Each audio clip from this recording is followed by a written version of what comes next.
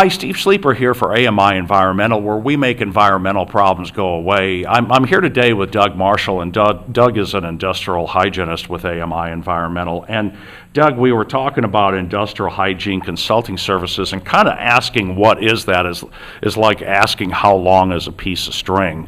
So maybe let's just focus in on a couple areas. Now, we got a guy there with a mask behind him, but consulting services for industrial hygiene could be as simple as just ergonomics within the workplace. Let's focus on that. Is that something that you get involved in, and if so, how do you deal with that? We deal with ergonomics in the workplace, and we also deal with indoor air quality assessments. Oh, okay. We're doing mold and moisture assessments. We're doing workplace exposure assessments as far as chemicals or fumes. Also, we're doing assessments for dusts, mists, combustible dusts. So a number of different things that are driven by OSHA regulations, but also a number of different things that are driven by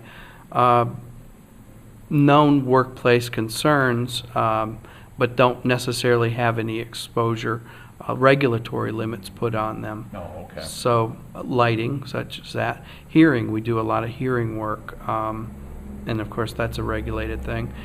Hearing dosimetry, machine guarding, radiation exposure, just a number of different things, yes. So again, it's like asking how long is a piece of string, but I think really what it comes down to, maybe the easiest way to answer that question sometimes would be take a particular customer and what their challenges are, and you come in and just ask a lot of questions. It's kind of like a doctor saying, where does it hurt?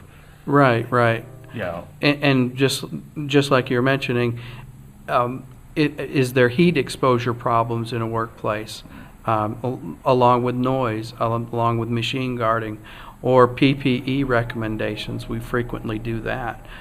We frequently work with people that have painting operations, looking at their paint booths and how they can improve their work processes or workflows. So a lot of what we do is looking at the employee and watching the employee and their task and how that flows, and then basing our recommendations on both what we find from our sampling, but sampling doesn't provide the whole answer. A lot of the answer comes from perhaps we can recommend new engineering controls, perhaps we can recommend new work practices, or retraining possibly on employees' work tasks. Okay.